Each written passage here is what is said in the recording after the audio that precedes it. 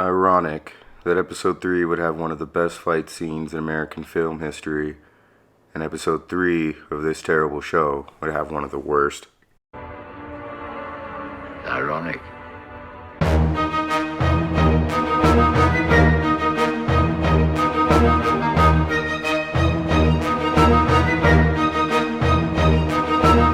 What's up, y'all? Vulgar Desperado here, representing the Jabberjaws, back at it with the review of this shitty-ass Star Wars TV show. Fuck Disney.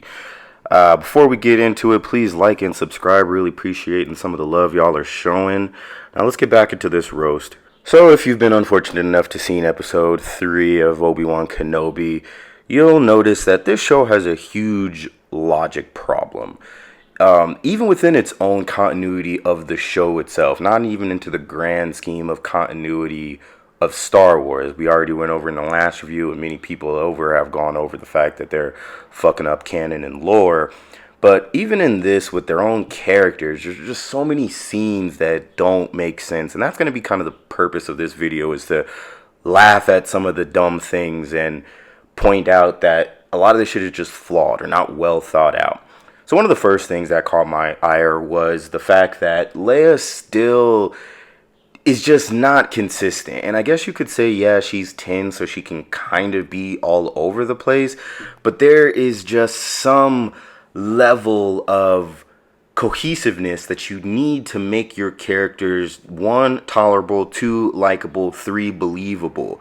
So again, as you look at the screen grab here, what you're going to see is, Obi and Leia walking through the fucking deserty area, wherever fucking planet they are. Mustafar, I can't remember. But she, again, is kind of telling Obi-Wan, oh, we need to trust him. And he's back on this bullshit of, we can't trust people. We can't trust people. I went over in the last video how that's just illogical in the moments that they were having. And it just still does not seem believable. Or better yet, it's just bad writing. It's bad dialogue, bad choice of options. Like, Leia's either going to be the super happy-go-lucky, I believe in everybody person, or she's not going to be. You can't have her be both for whatever coincidence that you want. And truly, when you watch the scene, it's just kind of there, or she's saying lines like this just to kind of put Obi in his place, rather, or more like just show him up in a manner. I don't know how to exactly say that, but it's not like it's not needed. It's more like she's just there to be a foil to him instead of him actually being a leader and protector of her. She's just kind of there to quip him, essentially. And on that note of like being a leader and protector, what you kind of see is like Leia almost making the plans. Now, she's 10. Only in anime will you ever see something like that maybe even slide by. But the fact of the matter is, Obi, you are the one saving her. You are the one supposed to be protecting this child. And you have this little girl flagging down somebody to hitch a ride. Obi-Wan Kenobi is a fucking war veteran, okay? The last thing that he's going to do is be stupid enough to just follow the lead of a child. I don't care if she's force sensitive. I don't care if she's royal. The last thing that he would do is be this level of stupid. Like I said, it's a logic problem. You know that you're on enemy territory. The last thing you would do is flag somebody down. And the last thing you would do is let a 10-year-old guide you. This is not one of those stories. Anakin took the fucking back seat in Phantom Menace when, they told him stay in the cockpit, and yeah, he did his own fucking thing. But my point being is, you don't listen to children, okay? Yes, Padme was a queen at 15, whatever. Their planet rules, whatever bullshit. But in this situation, the logical thing to do would be to not follow the plans of a kid, which it ends up being a bad move because they almost get killed in a pseudo kind of way, plot armor and all that.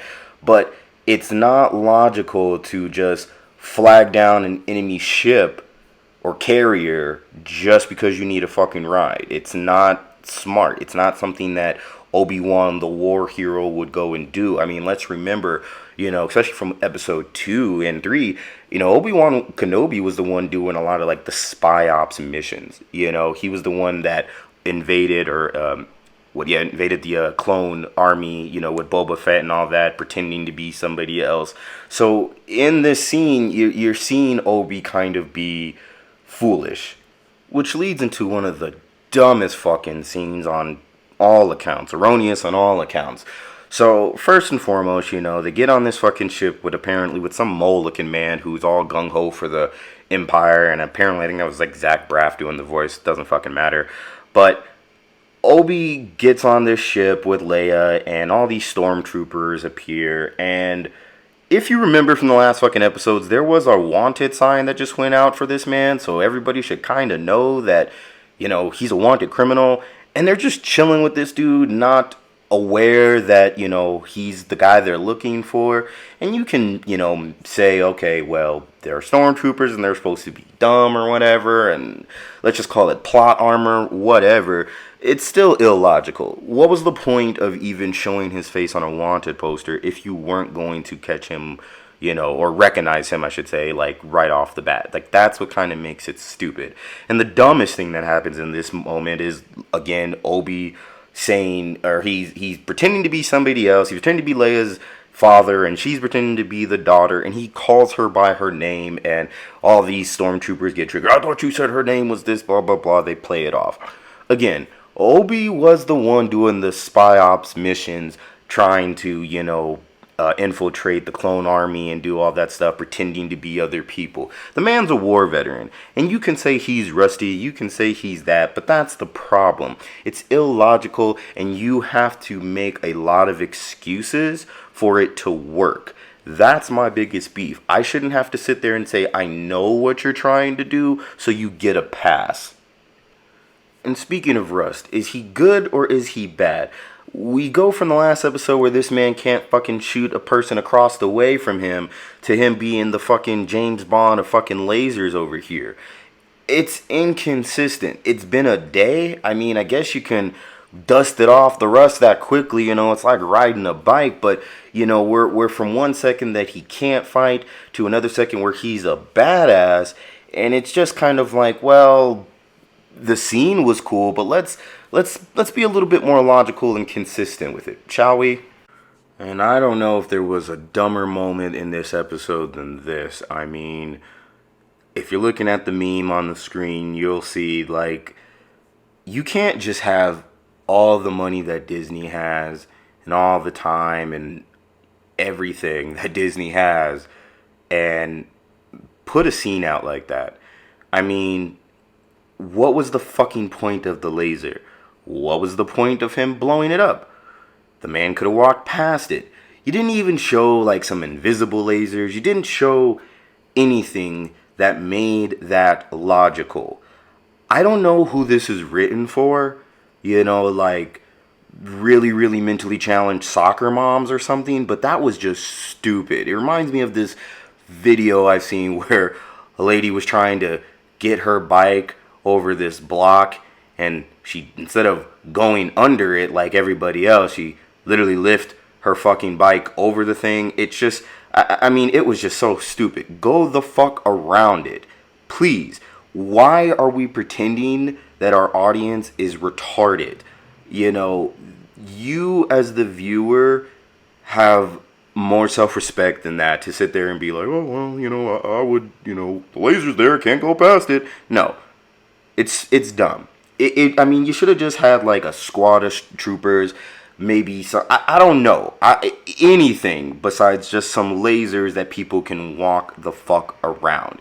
Maybe make the area narrow where there's no mountain pass and it's literally just one road. There's so many fucking things you could have did or not do. It literally could have been just like your regular old checkpoint at the fucking, airport with the fucking guard that goes up and down. It could have been so simple. But they decided to make it look cool for, the fight scene, so the stormtrooper could fall through it. It makes sense, but considering the fact that he didn't take that car and drive through it and just walked through it, made no goddamn sense whatsoever. Now, this might be the next best candidate for idiotic moment number 2. When after he blows up the gate and walks through, there's 3 stormtroopers that run up on him and they tell him to hit the ground. The man has a fucking gun in his hand, still has the gun in his hand, and does not shoot these fools. And literally, you can tell it's a scene that's designed to just have the other chick come and save him because he has a gun. And we just literally watched this man whip the ass of like 3 or 4 stormtroopers, and he didn't even have the advantage there. These fools are literally walking up on him, and he could have bang bang bang banged and it would have been done. And he should have the force since he kind of used it last time, right? Like there's something that should have happened there, but the logic again is surely lacking. Now, this to me is another scene where I'm just like, I don't know what you guys want to do or what you're trying to do with Leia. And this is maybe just my own personal take, but you just keep bouncing around between her being all about this adventure to feeling remorse and sadness. And it's a little just all over the place. And in particular with this scene, it just felt kind of forced in there. She's like, oh, I didn't mean to run away. I do it all the time. I'm sorry. I just want to go home. And it's like, shouldn't that have happened maybe a couple of fucking hours ago? It just doesn't make sense half the time. And I kind of get it, but again, I shouldn't have to, give you the benefit of the doubt for scenes that just don't work all that well. This might be another me thing too, but what the fuck is up with Disney's obsession with the robots?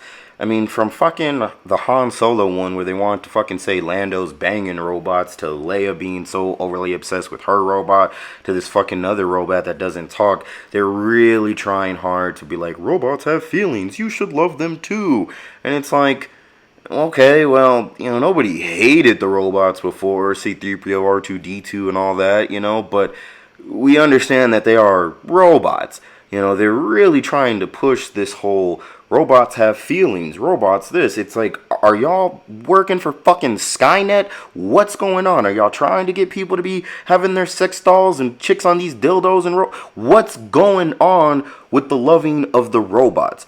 I understand it, like it's not an uncommon theme in sci-fi stories, like robots have feelings, but one, it is a little cliche, but two, it's kind of also like, they'll be alright, they're droids, and we do feel bad for them, when they get fucked up and shit like that, but it's not to the point where we need to really be caring about their feelings all the time.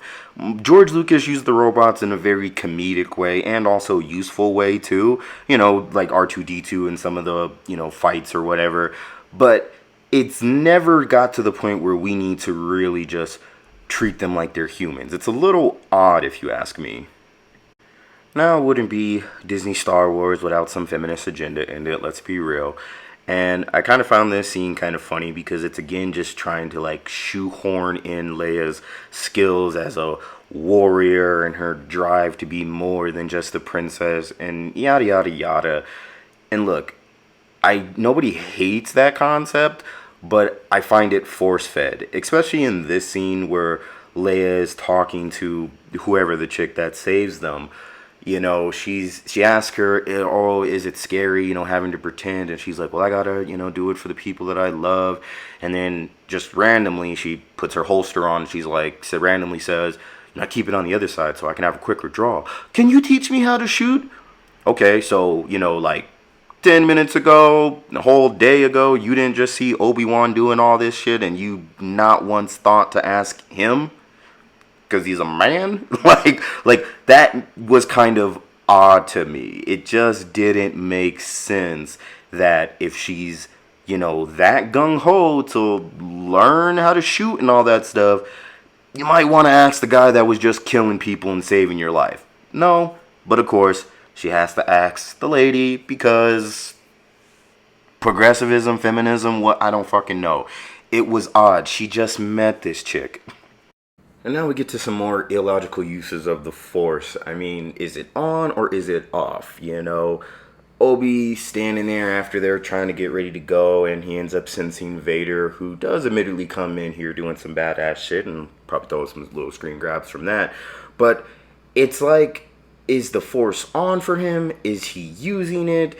what's the deal with it? And even in the scenes following, if people are just able to sense each other like we kind of do know how they do. I mean, think episode 2 when that little slug thing was trying to kill Padme. Like, there's an ability to sense life forms and metachlorian something. You would also think that Vader might also just sense Leia there, since she's clearly force sensitive. But again, it's just illogical. Is he using the Force? He could barely use it in the last episode, barely trying to pick up Leia.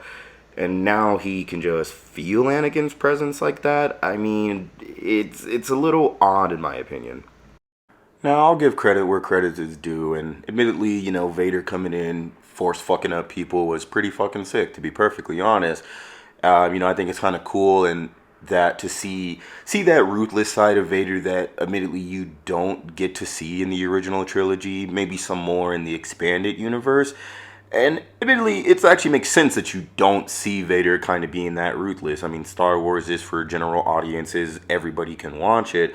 So while everyone knows the ruthlessness of Vader, it makes sense that you're not watching gratuitous scenes, especially back in the day.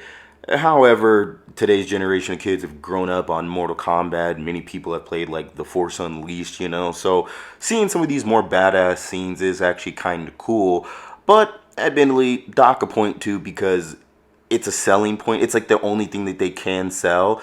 It's like, hey, here's something badass and gruesome, and this will make you want to watch it. And it's like, yeah, kind of. So it's kind of a cheap trick, even though it does work. Again, it's cool, but still, Now on to the real disappointment. I think we've all been waiting, and Disney's been hyping it up. Hayden Christensen's back, Obi's back. They're fighting new lightsaber duels. Awesome, right? And this was piss poor. Now, look, Ewan McGregor's probably in his 50s by now, or pushing his 50s, and Hayden Christensen's older too, and he's Vader, so it's not like he's going to be hitting the backflips or anything like that. But the problem with the fight is generally the problem with the story in and of itself. Obi-Wan is a little bitch. And while we can accept that he has some trauma, he has PTSD, and he might not be the warrior he once was, he could be a little bit rusty, it's almost just too pathetic. Let's talk about some poor editing from the one shot when he sees Vader down this long aisle and Vader pulls out the lightsaber and Obi sees him, pulls out his lightsaber and decides to just run to the other side. Now, side note again, poor editing because it looks like he ran right back to where he just was. It's very odd. Like, I don't know what Deborah Cho is thinking with some of her shots she's taking, but it was just very, very poor editing. But he goes to the other side just to hear Vader yell or call him out, pull out his lightsaber anyways, which again, illogical. He might as well just fucking did it the first time. Just for them to, kind of have this runaway fight. It's almost reminiscent of how Luke fought Vader, but there's a reason for Luke to be fighting that way. You're fucking Obi Wan Kenobi. You beat this motherfucker. It doesn't have to be like a full-on ass whooping, but it shouldn't be so pathetic, I guess. And like I said, that's just kind of the problem with the story. The problem with the way they wrote Obi-Wan as a character. He's a lot better than this. Even in some like old school Ronin samurai film, even if the man put down his blade for a little bit, he can still whoop some ass. And we're just kind of seeing Obi-Wan in a very inconsistent manner when it comes to fighting. At one point he's good, then he sucks, he's afraid, he's brave. Like, I just don't know what they want to do. And I think if anything, it was just to kind of show Vader off as being badass. And, admittedly he does do a badass thing with the flame, which was kind of cool. But at the same time, you just can't help but think like, well, this isn't Obi-Wan, because again, this is 10 years later. So, okay, let's say he's rusty. But then 6 years later, he's like, a better even Jedi from the Clone Wars and the New Hope? Like, not Clone Wars, but whatever that fucking TV show one is there where he fights Darth Maul again and he's Old Man Ben. It's just, for somebody that's supposed to be in training, for somebody that's a Jedi Master, for somebody that's on the council or was on the council, it's not the Obi-Wan that not only fans want to see, but also fans would believe and accept. Maybe some people might if they're kind of normies in it, but you do expect Obi-Wan to put up a lot better of a fight. Another illogical scene that was intercut between the fight of Obi and Anakin, which actually kind of made me laugh, was Leia and whoever that chick was. They're trying to escape. Now, what's illogical about it is Leia is 10, and I don't know if this chick knows that, who Leia is and how important she is, but I think she has some sort of awareness. But again, we're listening to the commands of a child. And while it is important to go and save Obi-Wan, which maybe wouldn't have had to been necessary if you didn't decide to make him such a little bitch, you have this grown woman leave a child and let her go escape herself. It's not smart. It's just not smart. Nobody in their fucking right mind would do that, especially if the whole mission was to save the child, not to save Obi-Wan. We're not here to save the last Jedi that's around. If that was the case, he wouldn't have left fucking Tatooine. So it's very illogical that this lady goes and runs off to go and help Obi, even if the plot demanded it. But what was really kind of cracked me up, if you look at the fucking screen, is what's up with Disney trying to have Leia hug every woman she's just met for the first fucking time? We all remember in fucking, what is it, Force Awakens, when instead of going to hug Chewie, someone she's known for fucking decades, she goes and runs past everybody else to go hug Rey. Listen, we get it. Feminism, stick together, girl power. But, yo, come on now, Disney. Like, it's getting a little corny. If you have the fucking eagle eye, you'll see that these things are just repeating motifs of dumb bullshit. Like, I don't know why Leia is so attached to this chick who did save them, but she's so contentious with Obi. It's kind of comical when you really look at it. And lastly, and admittedly kind of nitpicky, but it cracked me up that when the chick saves Obi and shoots the little canister, makes fire, like, Vader's like, backs away from the flame, when it's like, I'm pretty sure we've seen this man walk through fucking fire.